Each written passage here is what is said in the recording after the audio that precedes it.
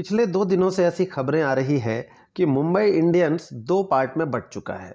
गुटबाजी हो रही है मुंबई इंडियंस के अंदर। एक गुट रोहित शर्मा का है और दूसरा हार्दिक पांड्या का। अगर ये खबर सच है, और जहाँ तक कि मैं समझता हूँ कि ये खबर सच ही है, क्योंकि मैदान पर भी ये गुटबाजी दिख रही है। और अगर ये गुटबाजी हो रही है तो इसमें सबसे बड़ा नुकसान किसका है? सबसे बड़ा नुकसान फ्रेंचाइजी का है। एक फ्रेंचाइजी जो 5 बार की चैंपियन रह चुकी है, उस टीम का ये हाल होना अच्छी बात नहीं है। दूसरा, अगर किसी का नुकसान हो रहा है तो वह हार्दिक पांड्या का होगा। हार्दिक पांड्या, मैं जहाँ तक समझता हूँ कि उनके लिए ये डिसीज़न गलत हो गया है और ये खुद भी ये बात समझ रहे होंगे कि उनसे एक बड़ी गलती हो गई है। मैं समझ सकता हूँ कि मुंबई इंडियंस ने देखा कि हमारे यहाँ का एक प्लेयर जीटी का कप्तान बनता है और वो 2 बार टीम को फाइनल तक ले जाता है, एक बार वो चैंपियन भी बनती है। तो मुंबई इंडियंस को ऐसा लगा कि क्यों ना हार्दिक को वापस बुला लिया जाए। अब हार्दिक को जब उन्होंने ऑफर किया मुंबई इंडियंस में वापस लौटने का, तो पैसों की बात तो अलग है। हार्दिक ने ऐसा कहा होगा कि मैं जीटी का कप्तान हूं और अगर मैं मुंबई इंडियंस में वापस आता हूं तो एक कप्तान के तौर पर ही आऊंगा। चूंकि अब फ्रेंचाइजी को ऐसा लग रहा था कि हार्दिक पांड्या मुंबई इंडियंस को आगे तक ले जा सकते हैं, जीत दिला सकते हैं, ट्रॉफी जिता सकते हैं, इसलिए उन्होंने उसकी ये शर्त मान ली। अब अगर हार्दिक पांड्या को मुंबई इंडियंस की कप्तानी दी जाती है तो रोहित शर्मा को कप्तानी से हटाना पड़ेगा। और ऑब्वियसली रोहित शर्मा से इस बारे में मुंबई इंडियंस ने बात ज़रूर की होगी, फ्रेंचाइजी ने ये बात उनसे ज़रूर की होगी कि अब ये आपके करियर का आखिरी दौर है, पिछले 2 बार से मुंबई इंडियंस अच्छा परफॉर्म भी नहीं कर रही है, तो हम एक लॉन्ग टर्म कैप्टन की तरफ देख रहे हैं। अब अगर रोहित शर्मा से फ्रेंचाइजी ने बात की है तो फिर रोहित शर्मा इस मामले में चुप क्यों हैं? रोहित शर्मा मीडिया के सामने क्यों नहीं बता रहे कि उन्हें इस बात की जानकारी पहले से थी?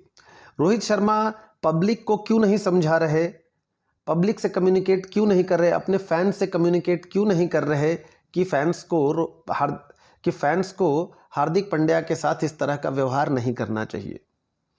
अब कोई ये बात कह सकता है कि इतने सारे लोगों को रोहित शर्मा कैसे समझा सकते हैं। मैं एक एग्जांपल देता हूं कि पिछले आईपीएल में अफगानिस्तान के उस खिलाड़ी के साथ विराट कोहली की बहस हो जाती है, हाथापाई तक की नौबत आ जाती है, वो हाथ झटक देता है विराट कोहली का।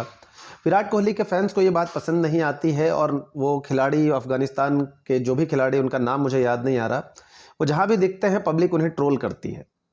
अफगानिस्तान और भारत के बीच जो मैच खेला जा रहा था बाद में, उसमें भी जैसे ही वो बॉलर बॉलिंग करने के लिए आते हैं तो पब्लिक ट्रोल करना शुरू करती है।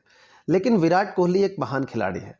विराट कोहली ने सिर्फ इशारों में पब्लिक की तरफ हाथ हिलाकर इशारा किया कि उन्हें ट्रोलिंग नहीं करनी चाहिए, तो वहीं पर पब्लिक रुक गई। किसी भी बड़े खिलाड़ी के जो फैन होते हैं अपने चहेते खिलाड़ी की बात मानते हैं। रोहित शर्मा ने अब तक एक बार भी ऐसी कोशिश नहीं की है जिससे कि ये विवाद रुके। और जहां तक मुझे लगता है कि ये गुटबाजी जो हो रही है वो खेल में भी दिख रहा है। ऐसा नहीं है कि वो 100% दे रहे हैं। रोहित शर्मा अपना 100% नहीं दे रहे हैं। वो पहले आते हैं, ताबड़तोड़ बैटिंग करते हैं, जब उनका एक सम्मानजनक स्कोर बन जाता है कि उन्होंने स्कोर कर लिया है, वो बिना स्कोर बनाए नहीं जा रहे हैं, तो अपना विकेट फेंक कर जा रहे हैं। पहले मैच में जिस तरह से वो स्वीप करके बॉडी पर बॉल खाते हैं, मुझे तो ऐसा लगा कि वो जानबूझ करके वो बॉल मिस करते हैं और लगने देते हैं बॉडी पर। काफ़ी कैजुअल तरीके से खेलना शुरू करते हैं। वो चाहते हैं कि अब मैं आउट हो जाऊं।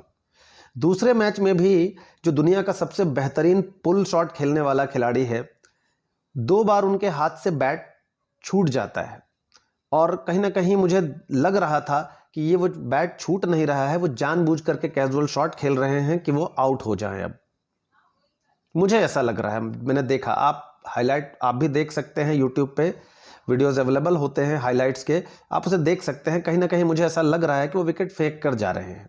वो नहीं चाह रहे कि टीम जीते। अगर टीम जीतेगी तो फिर हार्दिक पांड्या की वाहवाही हो जाएगी। एमआई को लगेगा कि उनका डिसीजन सही है।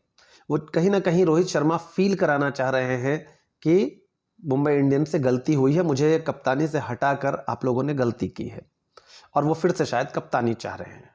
रोहित शर्मा को यह बात समझनी चाहिए कि जब विराट कोहली से कप्तानी ले ली गई थी और आपको कप्तान बना दिया गया था, तो विराट कोहली कहीं से कहीं भी ये नहीं लग रहा था कि वो रन नहीं बनाना चाह रहे हैं। हालांकि थोड़े दिन वो डिफॉर्म रहे थे, उसका कारण भी मैं आपको बताऊं कि सौरव गांगुली से उनकी अनबन चल रही थी। कहीं ना कहीं उन पर किसी तरह का दबाव बनाया जा रहा था, जिसके कारण वो स्ट्रेस में थे और वो रन नहीं बना पा रहे थे।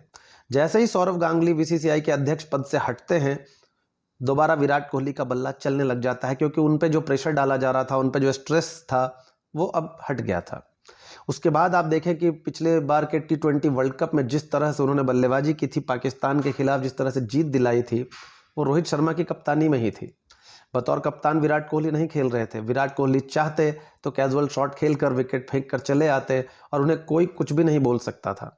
वो एक महान खिलाड़ी हैं और इतनी बार खुद को साबित कर चुके हैं कि उन्हें एक दो मैच में जल्दी आउट होने से कोई फर्क नहीं पड़ता है। लेकिन विराट कोहली ने ऐसा नहीं किया। उन्होंने जी जान लगाकर टीम को जीत दिलाई। पूरे वर्ल्ड कप में इस बार जिस तरह से वो खेले हैं, जिस तरह से टीम को जीत दिलाई है, कभी नहीं लगा कि वो नहीं चाहते कि रोहित शर्मा की कप्तानी में इंडिया वर्ल्ड कप ना जीते। अब ये बात रोहित शर्मा नहीं समझ रहे हैं।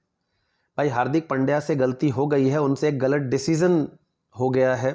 कप्तान बनने की चाहत किसकी नहीं होती? आपकी भी थी, तभी तो आप विराट कोहली के बाद कप्तान बने हैं। वरना आप भी कह सकते थे कि ना, विराट कोहली को ही कप्तान बने रहने देना चाहिए।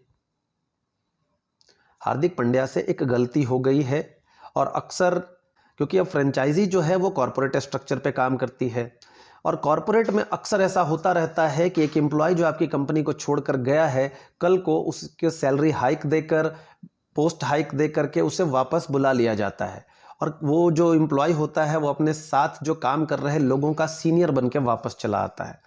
वही चीज़ हुई है। लेकिन जो कॉर्पोरेट कंपनी में दुनिया नहीं देख रही होती है, दुनिया का उससे कोई जुड़ाव नहीं होता है। ये क्रिकेट का खेल है, यहाँ पब्लिक का जुड़ाव है।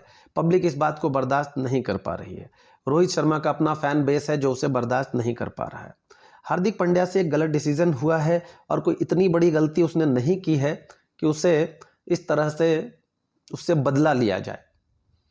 अगर रोहित शर्मा मुंबई इंडियंस का भला चाहते हैं तो वो इस विवाद को रोक सकते हैं। वो पब्लिक से अपील कर सकते हैं मीडिया के थ्रू, या फिर ग्राउंड में पब्लिक से बात कर सकते हैं, इशारों में समझा सकते हैं। जब वो ट्रोल कर रहे होते हैं, सिर्फ वो हाथ उठाकर इशारा भर कर देंगे कि ये ट्रोलिंग बंद कीजिए, तो पब्लिक ये ट्रोलिंग बंद कर देगी। लेकिन रोहित शर्मा ने अब तक ऐसी कोई कोशिश नहीं की है, इसलिए उनके इरादों पर भी शक होता है। एक बात और कहूँगा कि इस विवाद में फ्रेंचाइजी का नुकसान हो रहा है, हार्दिक पांड्या का नुकसान हो रहा है और एक खिलाड़ी और है जिसका सबसे बड़ा नुकसान हो रहा है, वो है ईशान किशन। ईशान किशन पहले ही रोहित शर्मा इंटरनेशनल क्रिकेट में उन्हें खेलने नहीं देना चाह रहे हैं। किसी जर्नलिस्ट ने पहले ही कहा है कि वो 1 साल तक किसी भी फॉर्मेट में खेलने नहीं देंगे और 1 साल अगर नहीं खेलने दिया तो करियर ख़त्म। दूसरी बात, IPL खेलना था उस बंदे को। इंटरनेशनल क्रिकेट के अपने करियर को ताक पर रख कर उस बंदे ने IPL को वैल्यू देना ठीक समझा। अब IPL में भी जिसके साथ मिलकर वो आगे बढ़ना चाह रहा था, उस आदमी की भी दुर्दशा हो रही है। हार्दिक पांड्या की दुर्दशा हो रही है। अब अगर जिस आदमी की उंगली पकड़कर वो आगे बढ़ना चाह रहा था, उसके खुद की दशा ठीक नहीं है, तो ईशान किशन की दशा वो क्या सुधार पाएगा? तो मुझे ऐसा लगता है कि सबसे बड़ा नुकसान ईशान किशन का होने वाला है इसमें, क्योंकि रोहित शर्मा अपने करियर के आखिरी पड़ाव में हैं। हार्दिक पांड्या भी नेम, फेम, पैसा सब कुछ कमा चुके हैं। अब अगर उनके जीवन में आगे कुछ नहीं भी होता है तो उनका कुछ नहीं जाएगा। लेकिन ईशान किशन के करियर की अभी शुरुआत है। अगर इस वक्त उनके करियर को ऐसे झटके लग रहे हैं तो फिर ईशान किशन के लिए आगे वक्त बहुत कठिन होने वाला है।